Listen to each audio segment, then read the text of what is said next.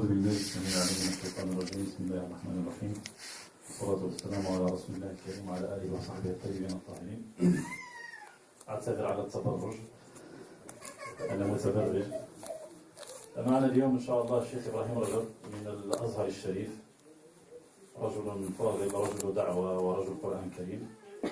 إذا كان الناس يودعون هذه الليلة التي هي آخر ليلة من هذا العام بالمعاصي وما شابه ذلك، فنسأل الله عز وجل أن نكون يعني نودع هذا العام طاعة وتعبدا لله سبحانه وتعالى.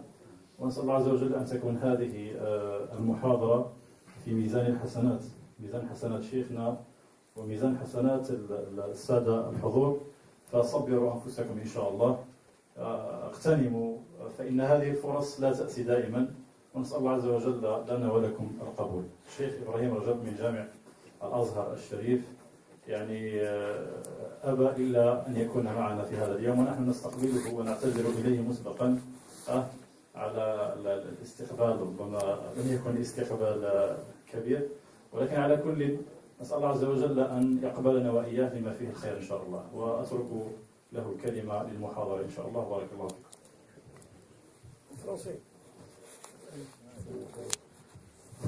Assalamu alaikum wa rahmatullah.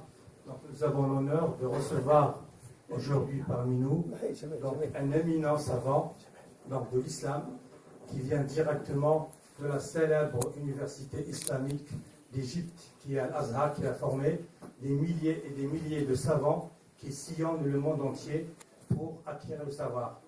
Donc pour résumer, ce n'est pas nous qui sommes partis vers le savoir aujourd'hui, c'est le savoir qui est venu directement chez nous. Donc profitons de cette occasion, Inch'Allah, elle sera bénéfique pour tout le monde. Barakallahu fiik.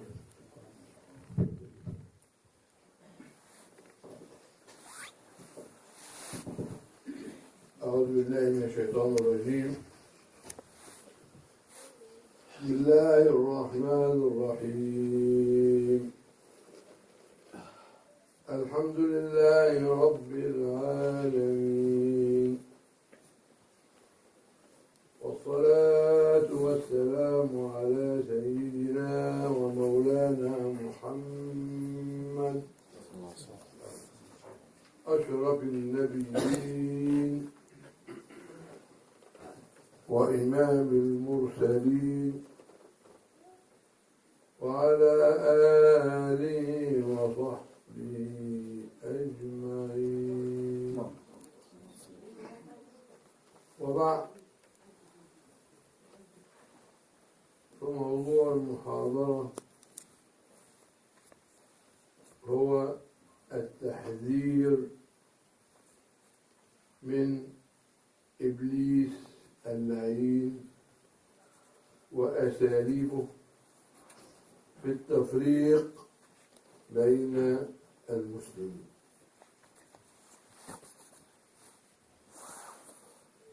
وقبل أن نبدأ في موضوع المحاضرة نستمع إلى قصيدة في التفويض لله والتوكل عليه. الزم باب ربك واترك كل دون، واسأله السلامة من دار الفتون. لا يضيق صدره فالحادث يهون، والله المقدر والعالم شؤون. لا تكثر لهمك ما قدر يكون. الذي لغيرك لا يصل إليك، والذي قسم لك حاصل لديك. اشتغل بربك والذي عليك من فرض الحقيقة والشرع المصون. لا تكثر لهمك ما قدر يكون. نحن والخلائق كلنا عبيد، والإله يفعل فينا ما يريد. همك واهتمامك ويحك لا يفيد. القدر تحتم فالزم السكون. لا تكثر لهمك ما قدر يكون.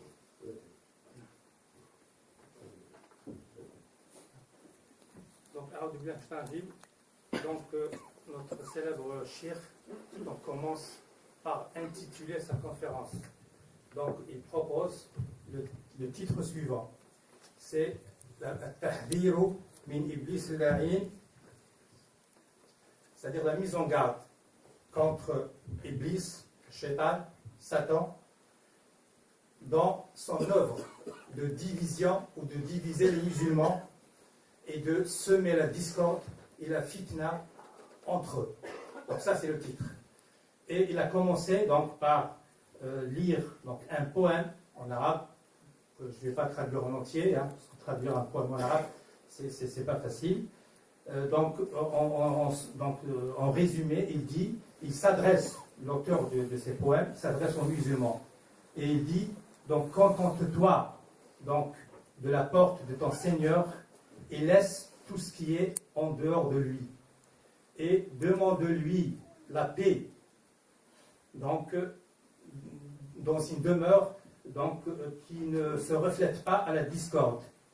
Et il dit aussi, donc le cœur de la personne musulmane, elle ne sera en aucun cas donc, altérée, car Allah Azza wa Jal, Dieu le puissant, c'est lui qui détermine et qui gère donc l'aspect de la vie donc, de chacun d'entre nous. Il dit aussi, il s'adresse donc à la personne aussi bien musulmane que non musulmane,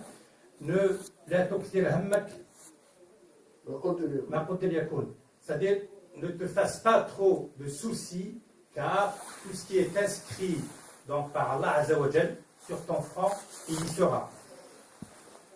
Et donc celui qui se penche, qui tente à voir autre que Allah Azza wa Jal, donc celui-là, il va carrément dans la déperdition. Et ce que Allah Azza wa Jal t'a préparé pour toi, aussi bien donc, dans la vie, aussi bien matérielle que autre chose, il est défini et il ne pourra en aucun cas être changé. En conclusion, occupe-toi de ton Seigneur, car celui qui t'a donc donné la vérité est celui qui va te sauvegarder de toute déviance.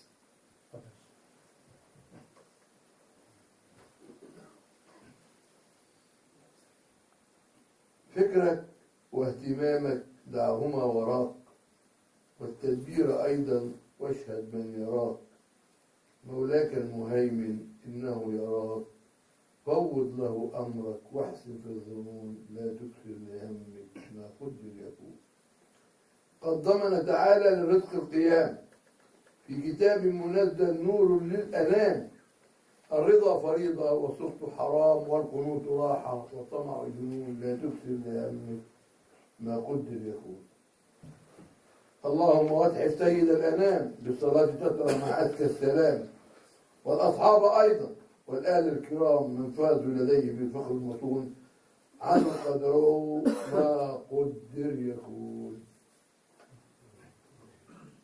Donc, les derniers vers donc, de ce poème, de ce fameux poème, donc, qui donne aux musulmans une force spirituelle beaucoup plus qu'une force donc, matérielle. Il dit, Allah Azza wa Jal, donc, il a assuré que ta vie matérielle, dont tu as besoin dans ce bas monde, est assurée. Est assurée dans son livre sacré et dans ce qu'il a préparé donc, pour tous les êtres humains avant que ces êtres humains n'existent. Pour cela, il faut que tu sois satisfait de ce que Allah Azza wa Jal t'a réservé et non pas contester ce que Allah Azza wa Jal t'a réservé si jamais toi tu penses que ce que Allah t'a réservé n'est pas bon. Car Allah Azza wa Jal, s'il te préserve quelque chose, c'est toujours bon pour toi. Si ce n'est pas dans ce monde-là, ce sera dans l'au-delà, ou même si c'est dans ce monde-là, il te préviendrait, il t'éviterait peut-être d'autres choses plus malheureuses que ce que tu penses. Et la patience, et donc ton penchement soit une âme très calme, très sereine par rapport à ce que tu as, à ce que Dieu t'a réservé. Et ne sois pas, ne pense pas, ne cours pas derrière ce que tu imagines, car cela relève de la folie. Et surtout, ne multiplie pas donc, dans ta tête les soucis. Car Allah Azzawajal, il a tout tracé pour toi. Et il termine donc cette partie du poème en glorifiant le prophète alayhi salatu wassalam, okay, et ainsi que ses compagnons radiyallahu ta'ala anhum. وبعد نبدأ المحاضرة بالاستماع إلى آيات من كتاب الله عز وجل تحدث فيها المولى عز وجل عن الشيطان وعداوته لبني آدم. يقول الله عز وجل: أعوذ بالله من الشيطان الرجيم، بسم الله الرحمن الرحيم، إن الشيطان لكم عدو فاتخذوه عدوا إنما يدعو حزبه ليكونوا من أصحاب السعير. يا أيها الذين آمنوا ادخلوا في السلم كافة ولا تتبعوا خطوات الشيطان إنه لكم عدو مبين. إنما يريد الشيطان أن يوقع بينكم العداوة والبغضاء في الخمر والميسر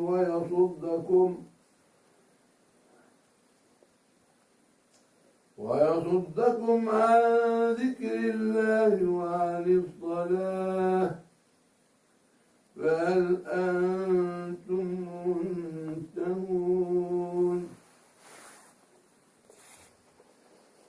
قل لعبادي يقولوا التي هي أحسن إن الشيطان ينزغ بينهم إن الشيطان كان للإنسان عدوا مبينا. إن الشيطان كان للإنسان عدوا مبينا. ويقول عند القائل في سورة ياسين: ألم أعد إليكم يا بني آدم ألا تعبدوا الشيطان إنه لكم عدو مبين وأن اعبدوني هذا صراط مستقيم. ولقد أضل منكم جبلا كثيرا أفلم تكونوا تعقلون. ويقول عز وجل: الشيطان يعدكم الفقر ويأمركم بالفحشاء والله يعدكم مغفرة منه وفضلا والله واسع عليم. يا أيها الذين آمنوا إنما الخمر والميسر والأنصاب والأزلام رجس من عمل الشيطان فاجتنبوه لعلكم تفلحون.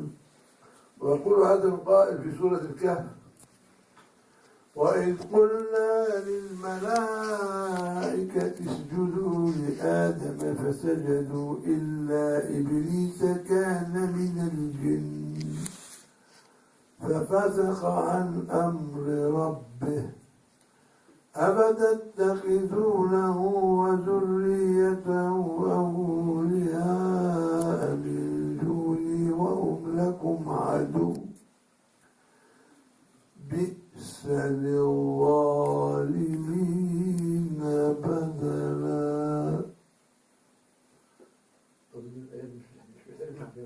Juste pour commencer donc cette conférence, donc le Cheikh qui a intitulé sa conférence La mise en garde contre Satan, donc le maudit, dans son œuvre de division, de diviser les musulmans. Il a commencé par donc, lire donc, 3 versets donc, un peu lents du Coran, donc du début du Coran, donc en passant par la moitié à la fin du Coran. Dans ces versets, donc Allah Azza wa Jal, il met en exergue donc l'œuvre de Satan et son animosité et son œuvre donc son animosité envers les musulmans. Donc c'est l'ennemi donc public numéro 1 donc des musulmans. Donc on ne va pas traduire ces versets du Coran. Okay. En tout cas, ces versets dans leur ensemble expliquent et détaillent comment Shaitan, al-Mal'oun, donc procède pour diviser les musulmans, pour faire du mal aux musulmans. لا شك أن أي خطأ أو جريمة أو شيء سيء يحدث منك أو معك يكون من الشيطان. أساس كل شر ومصيبة هذا العدو. ولما كان هذا المخلوق العجيب الذي عصى ربه كما سمعنا في آخر الآيات من سورة الكهف لم يسجد لسجود التعظيم اللي ربنا أمر به سيدنا آدم رسولا من رحمة الله فازدادت عداوته لهذا المخلوق اللي هو ابن آدم لأنه تسبب في طرده من رحمة الله وتسبب في خروجه من الجنة فطلب من الله طلبا قال رب أنظرني إلى يوم يبعثون قال فإنك من المنظرين إلى يوم الوقت المعلوم قال فبعزتك لأغوينهم أجمعين إلا عبادك منهم المخلصين. يبقى إذن هو طلب أن يبقى حيا حتى تقوم الساعة والله أجابه إلى طلبه. فإبليس اللي ما سجدش سيدنا آدم هذا موجود حي إلى الآن وله عرش على المحيط الأطلنطي في سنة برمودا وكل يوم كل ذريته من الشياطين يجتمعوا في آخر اليوم ليعطي كل منهم تقرير نجاح ماذا فعل.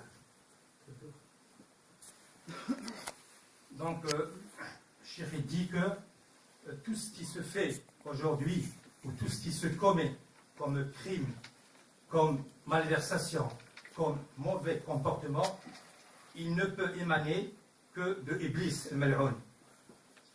Car Iblis al-Mal'oun, donc il ne lâche pas l'être humain et encore moins le musulman.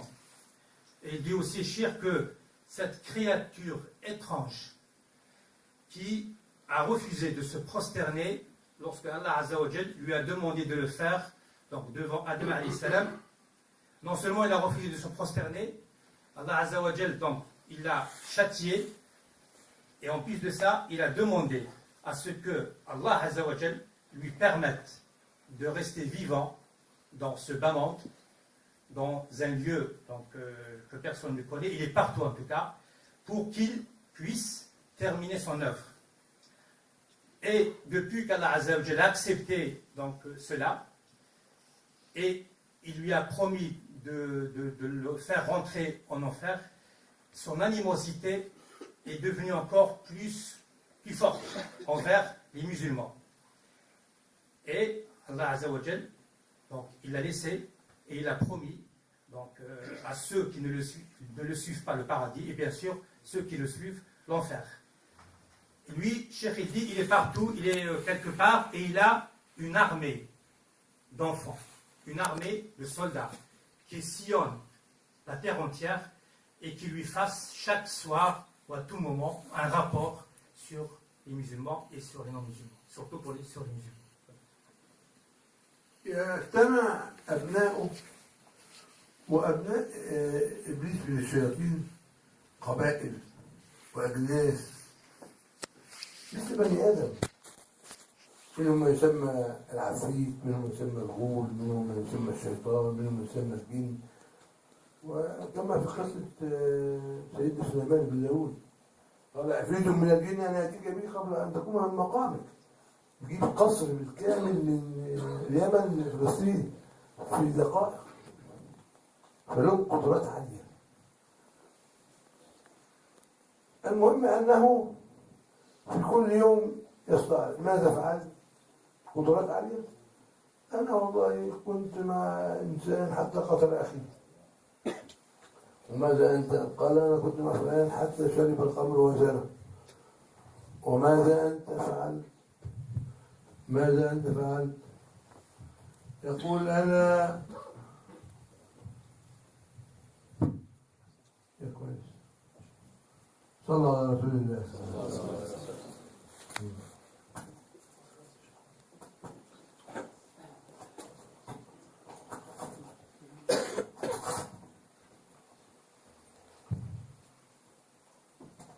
لما واحد من أبناء إبليس يقول أنا جعلت فلان يقتل فلان، أنا جعلت فلان يسرق فلان، أنا جعلت فلان يزني بفلانة، كل هذه أمور بسيطة، إلا أن يأتي واحد من الشياطين يقول أنا بقيت مع فلان حتى طلق زوجته، فيقول أنت منا ويلبسه التاج. إذا أكبر عمل الشيطان يعمله وأبوه إبليس يفرح به هو التفريق بين الرجل وزوجه، لأن ده طبعا كلنا فاهمين بيضيع الأولاد ويجعلهم بقى إيه فريسة لإبليس يلعب بهم كما يشاء. طيب هنقف في المحاضرة دي مع بعض آيات لنعلم خطورة ما يفعله الشيطان مع بني آدم. يقول الله عز وجل ومن يعش عن ذكر الرحمن يقيد له شيطانا فهو له قرين وإنهم ليصدونهم عن السبيل ويحسبون أنهم مهتدون حتى إذا جاءنا قال يا ليت بيني وبينك بعد المشرقين فبئس القرين. صلى الله على رسول الله. استعراض بسيط لمعاني الآية. ومن يعفو يعني يغفر، وتعرفونها من المرض الذي يصيب العيون اسمه العش الليلي. يبقى الإنسان بيرى في ضوء النهار، حينما يأتي الليل حتى لو في ضوء لا يرى. يبقى يعفو يعني يغفر عن ذكر الله. ذكر الله في هذه الآية هو الصلاة.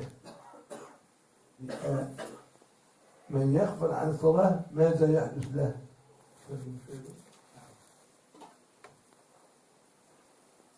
Donc, à la fin du premier paragraphe, donc il a complété par dire que le monde de Shaitan est un monde qui ressemble beaucoup à notre monde. C'est un monde de groupes, de shayatin, de ajnas, donc de différentes sortes. Et le Coran, il a même cité quelques noms, tels que Ifrit, Ifrit al-Munajjin, etc. Et donc, comme il avait dit auparavant, que chaque soir, ces enfants, donc tout ce monde-là, en fait, il s'apparente aux enfants de Iblis. En tout cas, tel que cité dans le Coran. Chaque soir, donc, ils défileront devant Iblis, et chacun, donc, lui fasse un résumé, un rapport de ce qu'il a commis, de ce qu'il a fait pendant la journée. Il y a certains parmi eux, donc le premier par exemple, qui dit moi aujourd'hui, j'ai essayé, donc j'ai provoqué un mensonge donc, par un musulman. L'autre, il lui dit ouais d'accord, c'est bon. Le deuxième, peut-être t'as fait quoi? Moi, donc j'ai poussé un musulman à boire du vin. Ok, d'accord. Et toi, moi j'ai essayé de pousser un jeune, donc d'aller chercher pour faire de la fornication, etc. Et jusqu'à ce que un parmi les enfants lui dise moi, aujourd'hui j'ai réussi une chose extraordinaire, c'est que j'ai pu provoquer la répudiation, le divorce, la séparation entre un époux et son épouse. Elle lui dit quoi? Tu mérites donc plus de cadeaux, plus de reconnaissance, et il lui fait, donc il dépose sur sa tête un tadj, une couronne, la couronne d'un roi, car c'est lui qui a bien travaillé pendant la journée. Pourquoi? Parce que Bliss il est si intelligent qu'il sait que en faisant répudier deux époux, c'est toute la famille qui est en déperdition. Les enfants, donc ils seront perdus et ils deviendront une proie facile entre les mains d'Iblis et de ses enfants. Il pourra les diriger là où il le veut. Il peut jouer donc avec eux comme il le veut. Et Shir, il a cité plusieurs versets du Coran, comme je vous ai dit, je ne vais pas le traduire, mais dans ces versets du Coran, Allah Azza wa Jal, il explique, il démontre la gravité de ce que fait Shaitan avec les enfants de Adam. Il suffit de le lire, hein, donc, ces versets. Donc il y a une dangerosité vraiment inimaginable, et celui qui ne lit pas ces versets du Coran, celui qui ne les comprenne pas, donc il va tomber donc, entre ses mains. Et d'ailleurs, il a cité un verset du Coran qui dit donc celui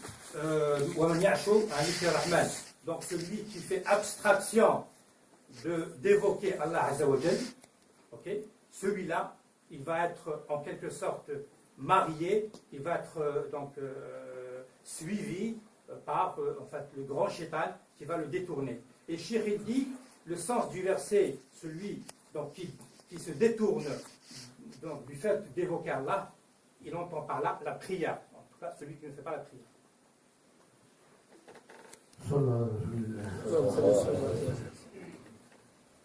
يبقى ومن يحدث يعني يغفل عن ذكر الله يعني يترك الصلاة. كل منا وكل به قريب من الجن، كل واحد معانا مننا مع قريب من الجن.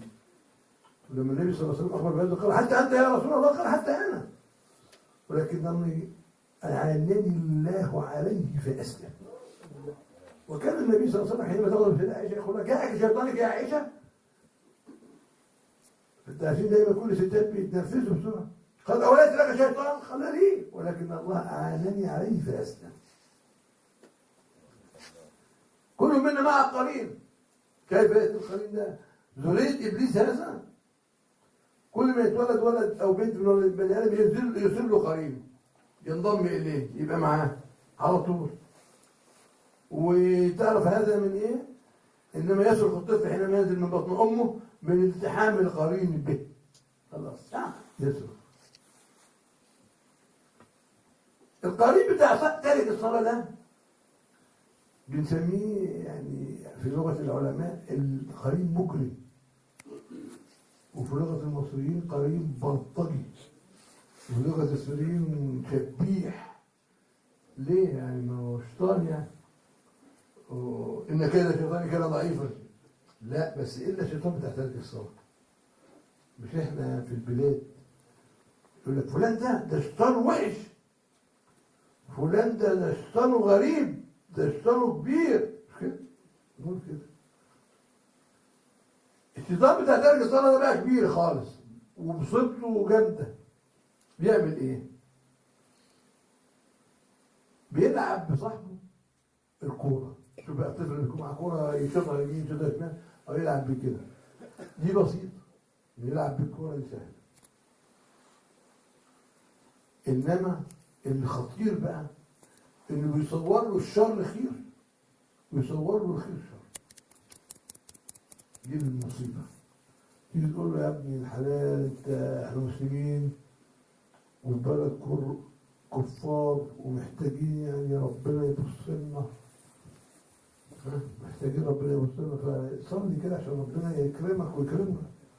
يقول لك يا عم صلاة ايه؟ ما الناس كلها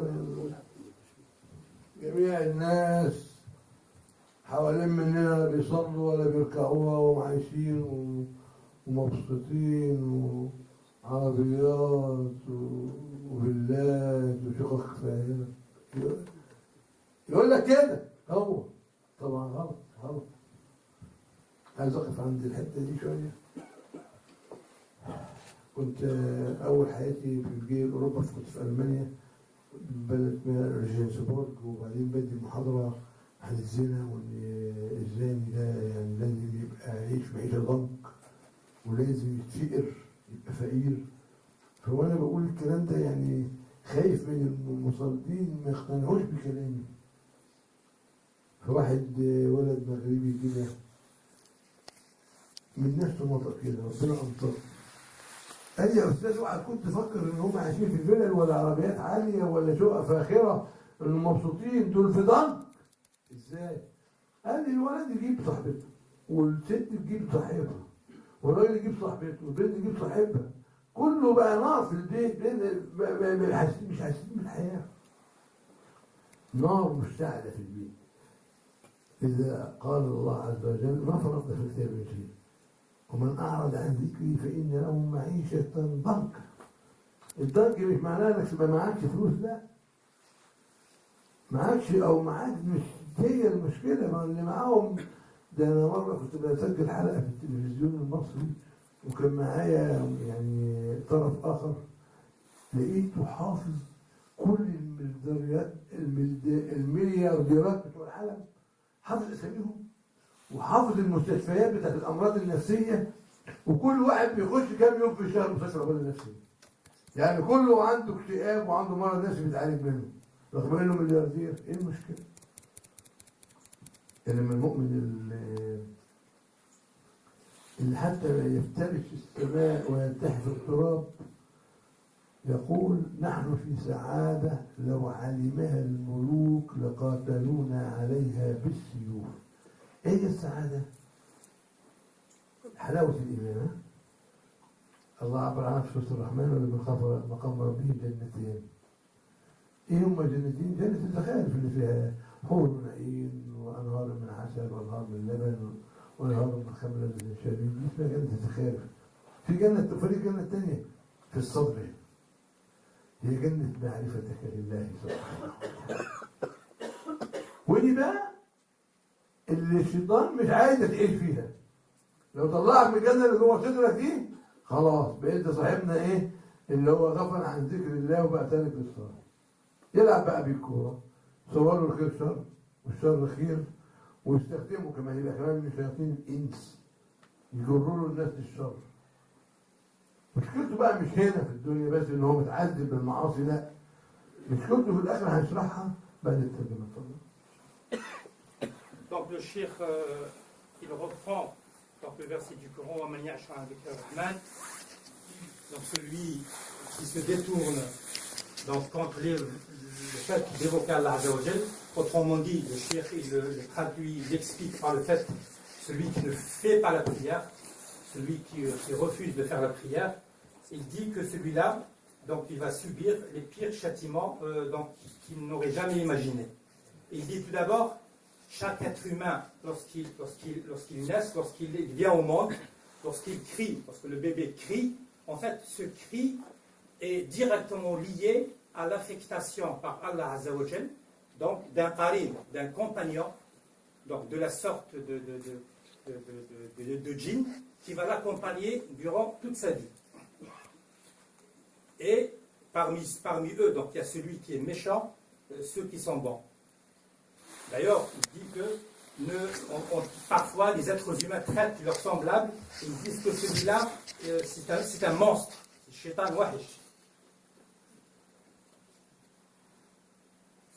Et il dit que le plus dangereux et le plus grave dans tout cela, c'est que le Shaitan, il a une procédure donc assez intelligente pour détourner donc, le musulman. Il arrive, il essaye de lui démontrer que le bien revient à faire du mal, et que faire du mal, en fait, c'est faire du bien. Il lui renverse donc l'essence des deux, char ou khair.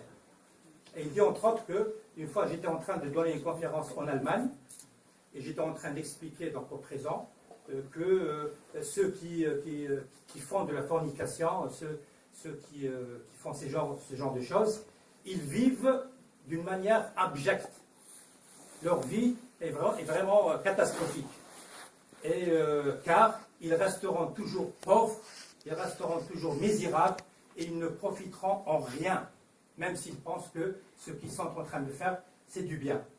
Il a dit que moi, j'avais peur, donc, si parmi les jeunes présents, donc, ils vont mal comprendre. Et d'ailleurs, il dit qu'il y a un jeune qui s'est levé et qui a dit effectivement, moi je connais donc ces jeunes Allemands, ces jeunes qui se détournent, même les musulmans, qui malheureusement donc, ne sont pas dans la religion, donc ils ramènent leurs amis avec IES, hein, donc mélangés, ils font tout ce que Allah Azza wa Jalla a interdit, mais en fait, donc, leur cœur, ils tournent mal, donc ils ne sont pas bien, etc.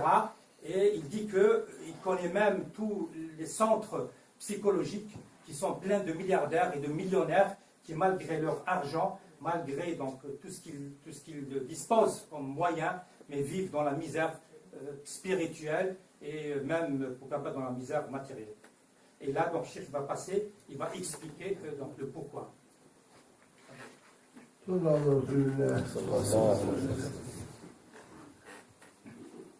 المشكلة بقى مش المصايب اللي وقعوا فيها في الدنيا.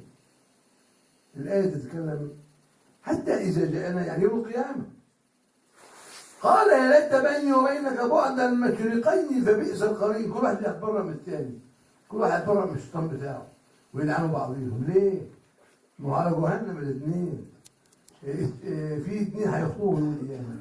إبليس هيعمل خطبة وسيدنا عيسى هيعمل خطبة سيدنا عيسى يقول الله عز وجل أنت قلت للناس اتخذوني وأمي إلهين من دون الله، قال سبحانك إن كنت قلت فقد علمت تعلم ما في نفسي ولا أعلم ما في نفسك إنك أنت علام الغيوب. طب إبليس هيقول إيه؟ هيقول ما أنا بمصرخكم وما أنتم بمصرخي إنما دعوتكم فاستجبتم لي فلا تلوموني ولوموا أنفسكم. يعني شوف سموها عندنا في مش عارف الشماتة وكلام، خلاص داخلين تخليد يعني جهنم. فطبعا دي الكارثة بتاعت إبليس اللي بيوقع فيها الأخ المسلم اللي تارك الصلاة. حتى الكافر، عارفين الكافر ده مطالب بالصلاة بتاعتنا دي، وكل صلاة ما صلىهاش في الدنيا على غير الملة سيوديها على بلاطة في جهنم. وإبعاد الشيطان له عن الصلاة. هو كيف يصلي زي ما هو الأول وقعوا أكبر وطاب الكفر، خلاص هو الشرك. والذين كفروا يكونون يتمتعون كما تأكل الأنعام والنار مثوى لهم. ما سلككم في سقر؟ قالوا لم نكن من المصلين. فخلف من بعدهم خلف أضاعوا الصلاة واتبعوا الشهوات فسوف يلقون غيا. غي ولي شديد الحرارة في جهنم تستغيث منه جهنم. يبقى عرفنا الضرر بتاع ترك الصلاة. الكلام ده أنا مش بقوله لحضراتكم لكم، لا ده مش لكم، لأن انتوا الحمد لله موفقين، جيتوا صلاة المغرب أهو ثم منتظرين صلاة العشاء، إذا موفقين للصلاة. إنما ده معلومة بديها لك تاخدها تدعو بها الآخرين إلى الصلاة. المسلمين تدعوهم للصلاة يا أخي، تقول لهم يا جماعة احنا في البلد نحتاج ان ربنا يقف جنبنا فيها، عشان اللي مش عنده اوراق يجيله اوراق، اللي ما عندوش شغل يجيله شغل، فنصلي. وكل واحد كده يعني مثلا في دلوقتي 200 واحد او 300 واحد، كل واحد ياخد على نفسه واحد، يجيب كل اسبوع حد في اليوم الفقانس اللي هو السبت والحد واحد، كل اسبوع يقول لك واحد معاك. عارف نصيبك من الاله شكله ايه؟ قول النبي صلى الله عليه وسلم إن يهدي الله بك رجلا ما قالش 10 أو 2 أو 3، واحد بس. خير لك من الدنيا وما فيها. وفي رواية أخرى خير لك من حمر النعم. حمر النعم دي زي المليارات بتاعت الزمن ده. الثروة كانت هناك بحمر النعم، معاه مليار يكون عنده جمال حمراء اسمها حمر النعم. فكل واحد يحط في دماغه يجيب واحد، حتى لو كافر جيبه بجيبه، جيبه. اوعى تقول انا لازم يغتسل الاول ويشهد شهادتين عشان يقول لا يخش على حالته كده. طب ازاي انا بس واحد فكر ان انا بقول يعني كلام يعني خرافه. طلع على النبي دي حاجه انا مارستها لما كنت في المانيا. رحت مره في مسجد في المانيا الشرقيه، بلد اسمها لينا، والبلد دي المانيا الشرقيه طبعا معظمهم ملحدين. فالشباب بتوع المسجد قالوا معانا واحد كافر ملحد، انما مش بقالنا سنتين بنحاول معاه ما اسلمش. فقلت لهم هاتوا لي، جاي قبل العصر كده اتكلم معاه. اول ما شفته اساله سؤال يعني خطير قوي، ساذج قوي. والسؤال بسالوه للناس الثانيه، قلت له انت صليت؟ قال اصلي لمين؟ في السؤال انا بسال، انا ليه غلط في السؤال؟ صليت؟ قال له صلي لمين؟ قلت له ربنا اللي خلقك. قال له لا ربنا ما خلقنيش. شوف الحوار المجرم، صبر انا عليه. امال مين اللي خلقك؟ قال لك انا كنت قرد واتطورت من هنا طريق ضرب زي ما سالوا في الجامعه. قلت له الجمال ده يعني واد امين شكله جميل. الجمال ده كله كان قرد. طب مين يا سيدي اللي خلق القرد؟ قلت له طب القرود اللي موجوده دلوقتي ليه ما بقتش بني ادمين؟ قلت له امال الكمبيوتر ده مين اللي عمل؟ مش في شركه، في واحد في الشركه عمله واخترعه. قال لي اه. قلت له بقى ولا انت كل ده ما فيش حد اخترع؟ لقيت الكلام ده كان ايه؟ في الملاك حدوته يعني كده عشان تاخدوا منه موعظه كيف تدعون الى الله بقى. لقيت الكلام وصل معاه لطريق مسدود يعني خلاص.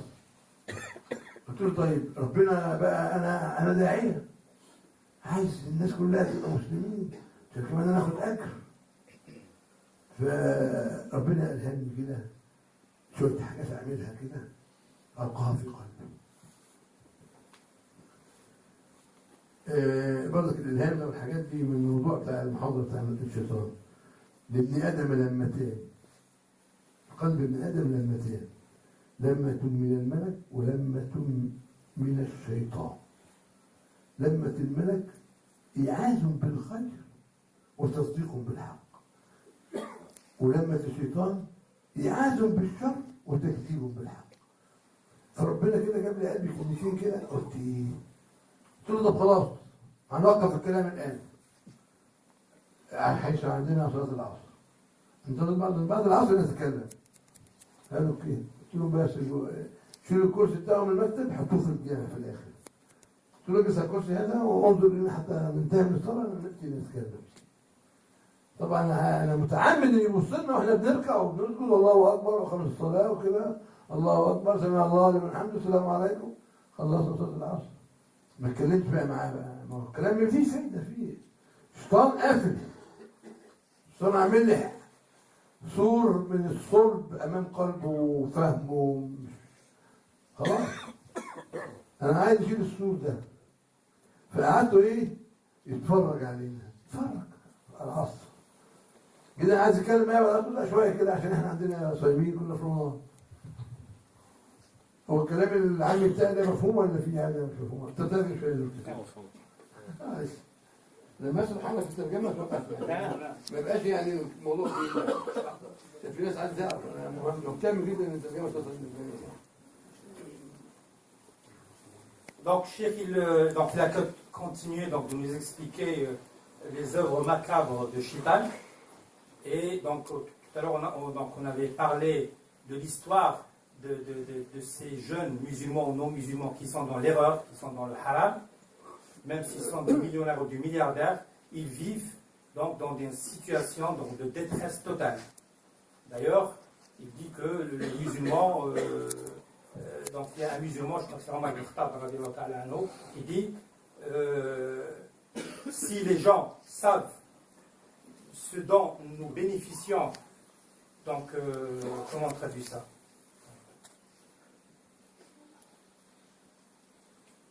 j'ai perdu. أنا بعرف ولا أقولها لك؟ يعني قول لي أنت مش عارف أعرف ذكرت حاجة. نعم أنا مذاكر. نحن في لو علمها الملوك. نعم. أيوة كده مش يعني مش لما تكون مش عارف حاجة أنا أقولها لك. هو الترجمة. وأي حاجة مش عارف أقولها بالفرنساوي وأنا أقولها لك بالفرنساوي. نعم. برضو فرنسي؟ وأنت الترجمة بالعربي. الترجمة بالعربي مرة ثانية. ده برضو فرنسي. You speak English? نعم سبعة. يقولون نحن في سعادة لو علمها الملوك لقاتلونا عليها بالسيوف. هي المعارك قايمة بين الناس دي دلوقتي. أمريكا عايزة إيه من الناس؟ وعملوا إيه؟ وعايزين إيه من العراق؟ وعايزين إيه من ليبيا؟ عايزين فلوس يورو. يقعدوا ناس يحاربوا ويكسروا الدنيا ويولعوا البلاد ويقبضوا كمان. دي حاجة يعني كل دي عايزين. واخد بالك؟ فطبعا إيه؟ هم عايزين فلوس دي، هم متصورين الفلوس دي يشربوا بيها خمرة ويعملوا بيها نطحات ساحات يبقوا سعداء. لا، حياتهم ضنك برضك أبدا. لأن ربنا قال ومن أعرض عن ذكري إن له معيشة ضنك ونحشره يوم القيامة أعمى. قال ربي ما حشرتني أعمى وقد كنت بصيرا ده كنت بشوف الدنيا. قال كذلك أتتك آياتنا فنسيتها فكذلك اليوم تنسى. فإذا الناس بقى اللي في السعادة بقى دول الفقراء بس على صلة بالله. يقول نحن في سعادة لو علمها الملوك لقدرونا عليها بالسيوف. لأن الملك بيدور على السعادة. بيحاربوا ليه؟ بيضربوا السيف ليه؟ بيضربوا القنابل ليه؟ عايزين ياخدوا السعادة بأي طريقة. فهم لو عرفوا السعادة اللي في قلب الناس دي كانوا يعملوا معاهم معارك. في القلب ما حدش حاسس بيها. نعم ماشي. دونك هو السيد عمر المختار اللي قال هذا القول أو قول؟ لا هو رجل من الفقراء. نعم. رجل عادل بس عادل. نعم. السيد عمر المختار. Donc, oui, donc, je vous ai dit une erreur. Donc, en fait, ce n'est pas Omar ibn Khattab qui a dit donc, ce dicton. Il dit que c'est un pauvre, c'est un parmi les pauvres.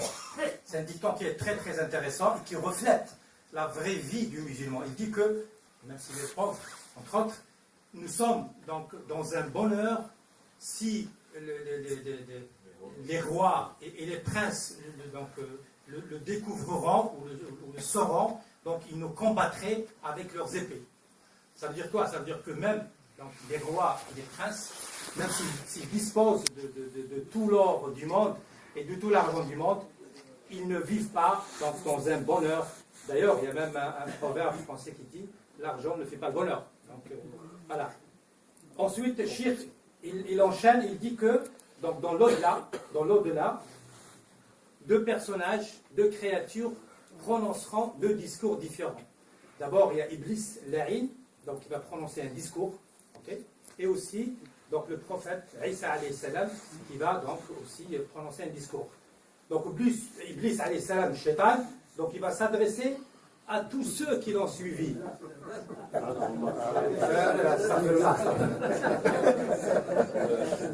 وما أنسانيه إلا الشيطان والأشخاص. لأن هو إبليس ضعيف بيعمل حركة كده في يجيب يعني هو برضه ممكن يبوظ المحاضرة. لا مش حاجة يعني. إزاي بأي السلام؟ عليه لعنة الله ما مصروح الراجل عملوا له عليه لعنة الله. هو يقول لعنة الله وهو مش همه. Donc pour voir que même dans la mosquée, même ici, pendant la conférence, il ne cesse donc de travailler et d'essayer de détourner. Donc Iblis La'in, donc il va dire aux gens, à ceux qui l'ont suivi, il leur dit, parce que ces gens-là, ils vont essayer de se méconnaître devant Allah Azza wa Jal, et ils ne vont pas reconnaître leur tort, et ils vont tout jeter donc, sur le dos de Iblis. Alors Iblis, qu'est-ce qu'il leur a dit? Il leur a dit, moi, je ne vous ai rien fait, je ne vous ai pas forcé, je vous ai juste invité à me suivre, et vous avez accepté l'invitation. Ok? Et La talumuni. La talumuni. Donc voilà, donc en fait, vous n'avez qu'à vous retourner contre vous-même, parce que je vous ai invité, et vous avez accepté volontiers mon invitation, donc à suivre le mauvais chemin. Et à propos de la prière, il dit que même le kafir, parce que la prière, d'après le shir, l'appel à la prière, il est dirigé aussi bien donc, vers le musulman que vers le kafir, car dans l'au-delà, l'akhira, le kafir, il est demandé à rattraper sa prière, à la faire. Okay, à la faire en enfer ou je ne sais pas où, mais ça sera une dette donc, sur ces personnes-là, musulmanes ou kafirs. Et il n'y a pas pire que celui qui ne fait pas la prière.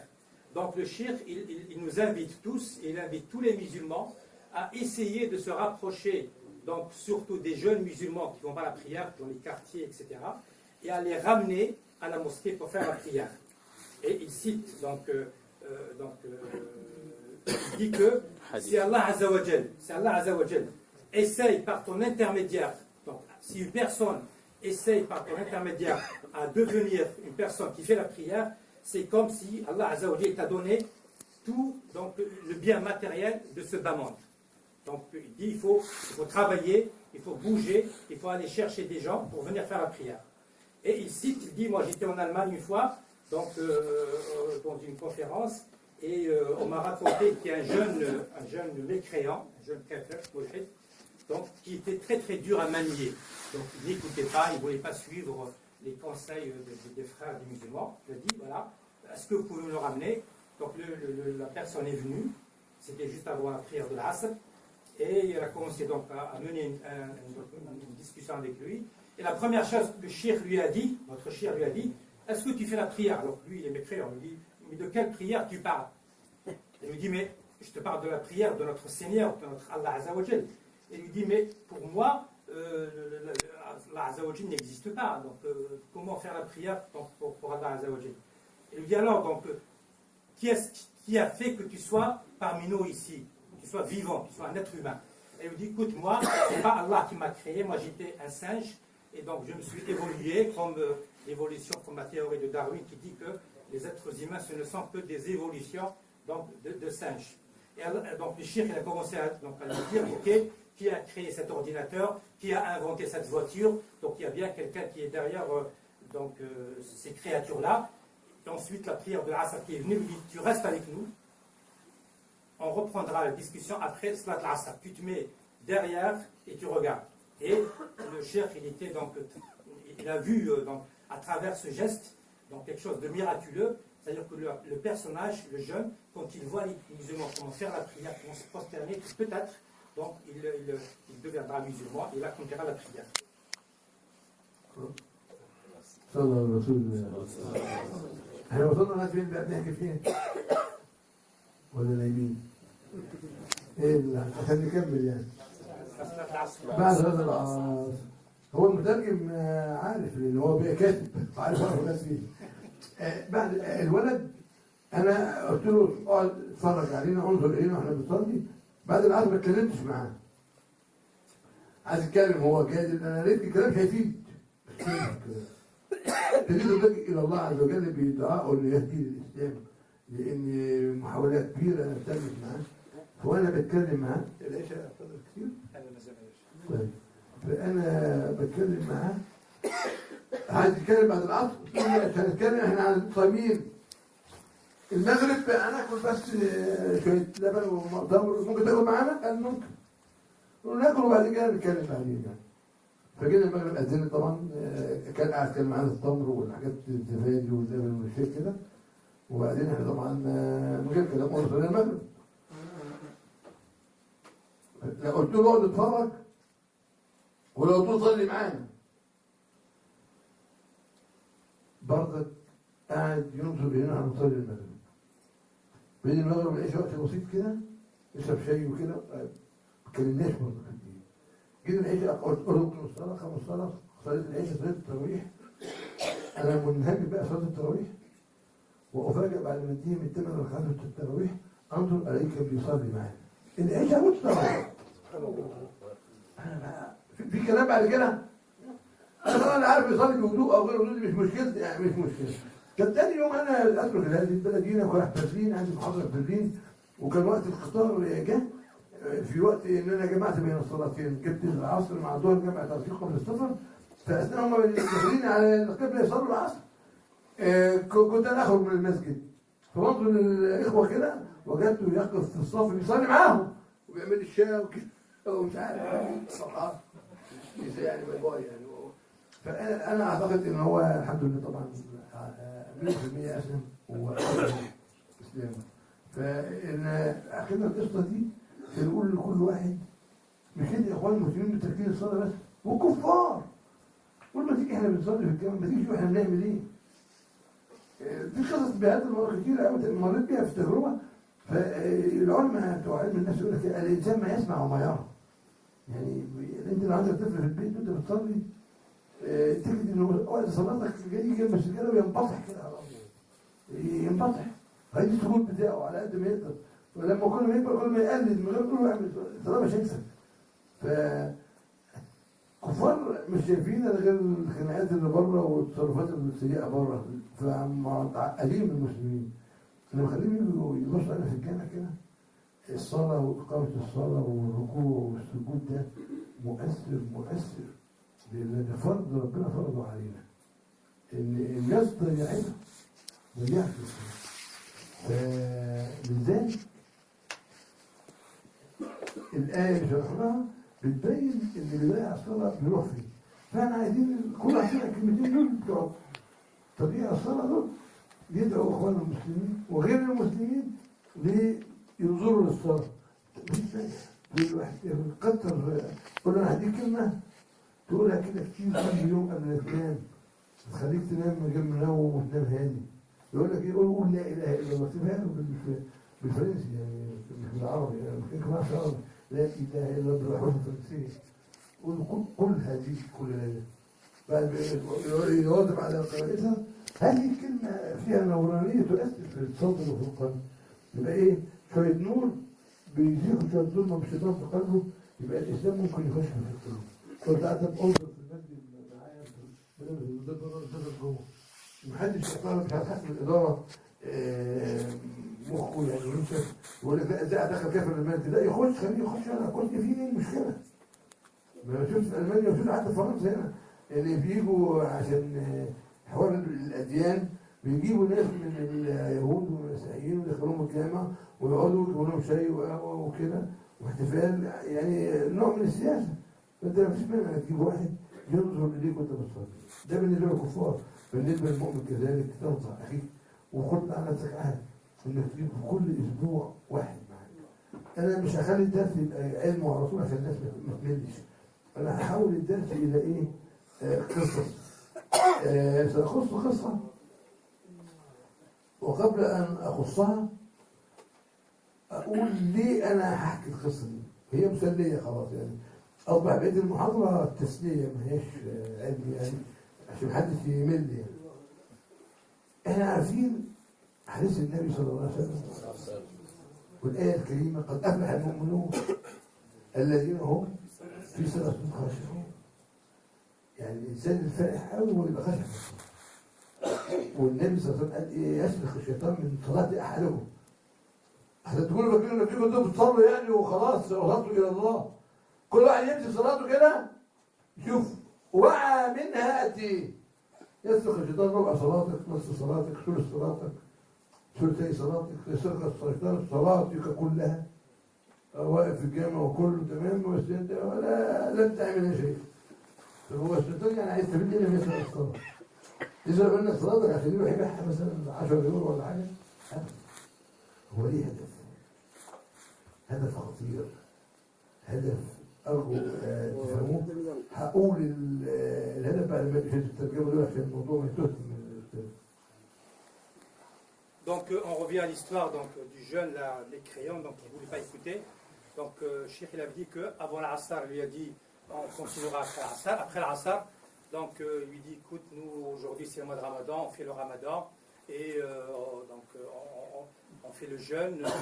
Ne veux-tu pas attendre un petit peu la prière du Maghreb? Donc oui, il n'y a pas de souci. Donc c'est une donc, technique assez appréciable du Cheikh. Hein? Donc il l'a fait dans un but bien déterminé pour lui faire voir comment les musulmans font la prière. Donc le Maghreb lui dit tiens le Maghreb ça y est, est-ce que tu peux manger avec nous? Il y avait des dates, il y avait donc des jus, etc. Donc il a donc mangé avec eux. Et ensuite, ils ont mis quelques 5 ou 10 minutes ou une demi-heure à manger. Il dit, oh, maintenant, il y a la prière, tu sais, la prière de l'Isha qui approche. Est-ce que tu peux attendre la prière de l'Isha? Il dit oui, il n'y a pas de souci. Donc juste après la prière de l'Isha, le cheikh lui dit nous, chez nous, pendant le mois de Ramadan, donc, il y a la prière de Tarawih. Est-ce que ça ne te dérange pas donc, d'attendre en fait la prière de Tarawih? Et il dit que donc, avant que je termine la prière de Tarawih, j'ai vu la personne en train de prier donc, avec le groupe, avec ou sans le wudu. Il a dit que ça ne m'intéresse pas. Donc il dit qu'il faut absolument donc, ramener des gens, au moins essayer de ramener une personne par semaine. Autrement dit, chaque musulman essaye donc, de ramener, de discuter au moins avec une personne, même non musulmane, et essayer de la ramener à la mosquée. Et aussi, il a dit qu'il y a certains musulmans qui, dès qu'ils voient un non-musulman franchir la porte de la mosquée, ils commencent à dire hey, qu'est-ce que c'est que ça? Et ça, vous le connaissez tous, vous le savez tous. Dès qu'il y a un journaliste qui s'approche de la mosquée, c'est la fin du monde. Il y a certains qui disent oh, qu'est-ce que c'est que ça? Il dit non, laissez-les rentrer. Il y a bien des discussions religieuses dans les mosquées, et tantôt dans les synagogues, tantôt dans les églises. Donc il n'y a rien donc, de méchant dans tout cela.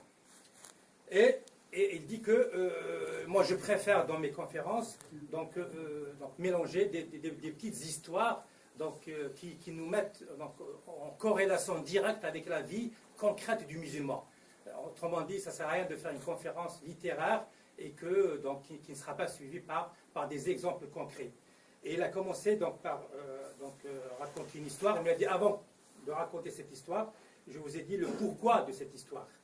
Et il a cité donc le verset du Coran qui dit que le musulman qui dans sa prière est digne, donc il fait le khushu', etc., c'est celui-là qui sera parmi les bons musulmans dans l'au-delà.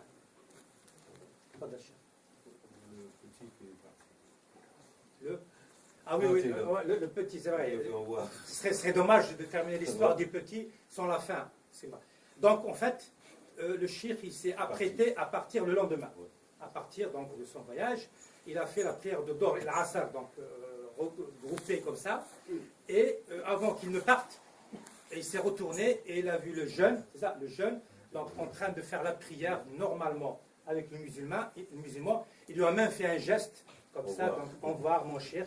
Et il a dit, j'y crois vraiment que ce musulman est devenu un vrai musulman sincère. أنا في سؤال قبل ما نقول الحكايات دي اللي هنقولها أو الحلويات دي هيقول إيه؟ ليه الشيطان بيسرق من صلاة المسلم؟ ليه؟ لماذا يسرق الشيطان من صلاة المسلم؟ لماذا يسرق الشيطان من صلاة المسلم؟ مش النبي قال يسرق من صلاة أحدكم والطعام والصلاة والساحة كلها؟ ينتقص من أجرها. ينتقص من أجرها؟ ممكن ها؟ Allez, Je traduis, le cheikh a posé une question pour que même ceux qui parlent français puissent répondre. Il dit que dans la tradition, le prophète Hassan dit que Shaitan, il vole la prière aux musulmans ou il vole une partie de la prière aux musulmans. لأن الشيطان ما يرد الإنسان الخير. يعني عقد يعني. عقد. كويس برضه ها. قربت أنت من الإجابة على فكرة، يعني أنت الإجابة إذا مش هي الإجابة إنما قربت منها. مين يقول؟ من يقول؟ الشيطان يدخل في الخشوع. ما بيدخل في الخشوع عشان يفسدك، يسرق الصلاة، لا يسرق. يفسد الصلاة. أنت نعم هو لما يسرقها يفسدها. لكي لا يفلح المؤمن. برضك قربت هو يصح. أنتوا كده قربتوا. دخل الشرك. فلا المؤمن في الخشوع. ها؟ ينتقص من إيمانه لكي يبعد عنها. قربت برضك. La question pourquoi Shaitan il vole la prière du musulman ou une partie. أجل الصلاة معروفة. لما يسرق لا مش هتقدروا علم شديد قوي يعني. لأن الصلاة عماد الدين. طبعا هو عايز ينقص أجره. من الخشوع يعني. إن صلاة تنهى عن إيه؟ ولذكر الله أكبر. لو كانت صلاة لو صحت وخشعت تبقى تنهاك عن الفحشاء. النبي صلى الله عليه وسلم قال من لم تنهى صلاته عن الفحشاء والمنكر فلا صلاة له. طيب يبقى هو لما يسرق الصلاة هي الصلاة تعمل إيه؟ طب إزاي تنهى عن الفحشاء والمنكر؟ ما هو هنا بقى فائدة العلم اللي أنا بقوله، أي علم بتسمعوه يعني في التلفزيون أو كده. صلى الله على النبي. عشان كده أنا بقول العلم مش سماع في التلفزيون أو في سيدياتنا، لازم المواجهة وتبص للمتحدث، والمتحدث يبص للسامعين، يحصل الاستفادة. كل معنى اللي انتوا قلتوه صح، بس مش هو الهدف، النقطة اللي احنا عايزينها في هذا الموضوع. الشيطان يا إخوة من إيه؟ مصنوع من إيه؟ من نار، يعني كمان ظلمة، يعني النار ظلمة. والإيمان مصنوع من إيه يا إخوة؟ من النور. طب الإنسان لما بيصلي يقوى إيمانه؟ مش كده لما بيصلي يقوى، يبقى النور يزداد في صدره. إنما يزداد النور في الصدر، أين تذهب ظلمة إبليس؟ تخرج. ما هو عمرك شفت مثلا هنا صلاة زي كده في المسجد، النص ده نور والنص ده ظلمة؟ ينفع؟ لا. ما هي ظلمة كلها